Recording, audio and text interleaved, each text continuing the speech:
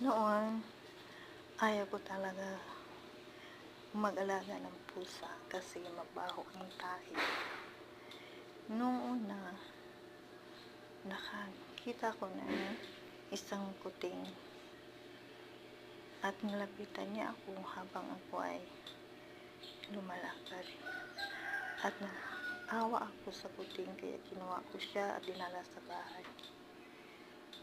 At ngayon, nandun siya sa lugar na tinitirhan namin noon at pinaadak ko siya.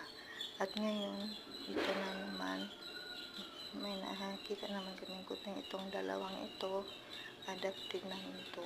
Kaya nagustuhan ko na ang mga kuting, love na love ko na sila, tsaka ito sila magkasundo na. Sana kayo din